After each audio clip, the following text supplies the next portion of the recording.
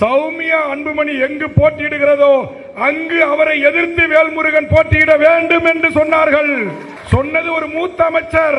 ஒரே குடும்பத்தில் அண்ணனும் தம்பியுமாக இருந்த அந்த கட்சியில அந்த கட்சிக்காரர்களுக்கு எனக்கும் சண்டையை மூட்டி விடுற வேலையை ஒரு சில முயற்சித்தார்கள். அது அவங்க விளையாட்டுக்கு சொன்னாங்களோ உண்மையா சொன்னாங்களோ எனக்கு தெரியாது. ஆக இந்த செய்தி காதுக்கு வந்த பிறகு நான் சொன்னேன், எனக்கு சீட்டே வானாங்க, தேவையில்லாம விடுதலை சிறுத்தைகளுக்கு எங்களுக்கு இப்ப என்ன நடக்குது? ஒரு சிட்டிங் எம்எல்ஏ நான் இருக்கிற இந்த தொகுதியில விடுதலை சிறுத்தைகளுடைய தலைவர் அண்ணன் திருமாவும் நானும் அண்ணன் தம்பியாக கைகோர்த்து தமிழீழ விடுதலை போராட்டத்திலும் தமிழ்நாட்டின் உரிமை போராட்டத்திலும் தமிழர் வாழ்வுரிமை கூட்டமைப்பிலும் இந்த சமூக மக்கள் ஒருவனுக்கு ஒருவன் சண்டையிட்டுக் கொண்ட வன்னியர் பறையர் மோதலை தடுத்து நிறுத்தி ஒரு கலவரம் இல்லாத கடலூர் மாவட்டத்தை, ஒரு கலவரம் இல்லாத வடதமிழ்நாட்டை நாங்கள் உருவாக்கி கொண்டிருக்கிறோம். இந்த சூழல்ல திமுக என்ன வேலை செய்து பாருங்க, இந்த சீட்டை என்கிட்ட இருந்து பறிச்சு விடுதலை சிறுத்தைகளுக்கு கொடுக்கறாங்க. அதுவும் விடுதலை சிறுத்தைக்காக இந்த ஊர்ல கொடி கட்டி கோஷம் போட்டு ஜெயிலுக்கு போய் அடி வாங்கி உத வாங்கின எந்த விடுதலை சிறுத்தைகளுக்கு கிடையல. அது அந்த உள்கட்சி விவகாரம், அதுக்கு நான் போகல. அப்ப இது என்ன நியாயம்? திமுக என்ன செய்து இங்க ஆதி தமிழராக இருக்கின்ற பறையரும் படையாட்சியும் இந்த தேர்தலில் சண்டை போட்டுக்கணும்னு நினைக்கிறீங்க? அதுக்கெல்லாம் வாய்ப்பு இல்லை ராசா, அதுக்கெல்லாம் வாய்ப்பு இல்லை ராசா.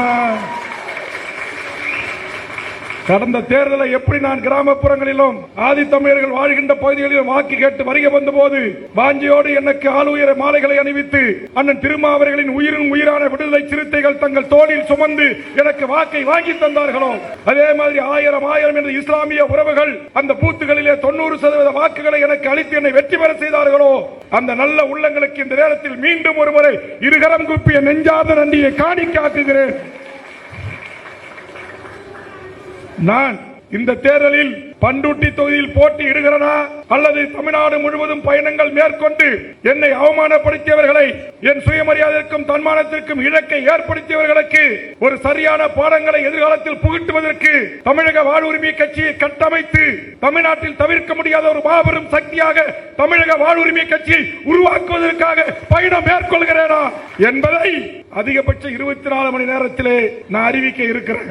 அதுக்காக நீங்க கேட்கலாம், ஏன் எங்க தொகுதியில நிக்க மாட்டீங்களா அப்படின்னு. ஒன்றை மட்டும் சொல்லுகிறேன், அது நான் நின்னாலும் சரி, இங்கே மேடையிலே வீட்டிருக்கிற சுரேந்திரில் தொடங்கி ஞானவேல் வரையிலும் இங்கே நின்று கொண்டிருக்கிற எந்த உறவுகளாக இருந்தாலும் சரி, இங்கே என்னுடைய சகோதரில் தொடங்கி கார்த்திக் வரையில் நின்று கொண்டிருக்கிற எந்த உறவுகளாக இருந்தாலும் சரி, மேடையிலே இந்த அரங்கு முழுவதும் கூடியிருக்கிற என் தாய்மார்களும் உங்களில் ஒருவராக இருந்தாலும் சரி, கட்சிக்காக 24 மணி நேரமும் பயணம் செய்கின்ற தலைமை நிலைய செயலாளர் கனலூர் கண்ணனாக இருக்கலாம் அல்லது முத்துலட்சுமி வீரப்பனார் போன்றவர்களாக இருக்கலாம், யாராக வேண்டுமானாலும் இருக்கலாம். ஒரு கட்சி வளர வேண்டும் என்று சொன்னால், கட்சி களத்தில் பணி மேற்கொள்ள வேண்டும் என்று சொன்னால், இன்னும் 24 மணி நேரத்தில் நாங்கள் முடிவு செய்து அறிவிக்க இருக்கின்ற அந்த வேட்பாளரை நீங்கள் பெருவாரியான வாக்குகள் வித்தியாசத்தில் வெற்றி பெற செய்ய வேண்டும். எந்த இடத்திலும் சாதிய மோதல்களோ சண்டைகளோ பிணக்குகளோ வரக்கூடாது. ஆதலால் அண்ணன் திருமாவளவன் அவர்களும் காட்டுமன்னார்குடியிலே போட்டியிடுவதாக அறிவித்திருக்கிறார். அவருடைய வேட்பாளர்கள் வீதம் 8-7 இடங்களிலே போட்டியிட இருக்கிறார்கள்.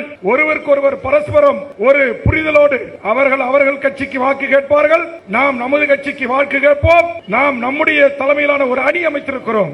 ஒரு சீட்டுக்கு போய் வேல்முருகன் அதிமுக ஆபீஸ்லயும் திமுக ஆபீஸ்ல நிற்பதை காட்டிலும் தன்மானத்தோடு சுயமரியாதையோடு முதுகெலும்போடு தனித்து நின்று போராடி மடிவதே மேல் என்கிற முடிவை உங்களை நம்பி எடுத்திருக்கிறேன். ஒரு 5 வருஷம் பதவி இல்லாத இருந்தா வேல்முருகனுக்கு ஒன்னும் குடிமொழிக்கு போகாது. அந்த 5 ஆண்டும் எனக்கு வாய்ப்பு கிடைக்கும். இங்கே கூட நூற்றுக்கணக்கான என் உறவுகளுடைய கல்யாணம் காதுகுத்தி மஞ்சளாட்டு விழாவுக்கு என்னால் வர முடியல. கட்சியுடைய முக்கிய நிர்வாகிகளுக்கு வர முடியவில்லை. கூட்டணி கட்சி தோழர்கள் அழைக்கின்ற போது வர முடியவில்லை. சாதி மத கட்சி எல்லைகளை கடந்து நூற்றுக்கணக்கான பத்திரிகையோட வர முடியல என்னால.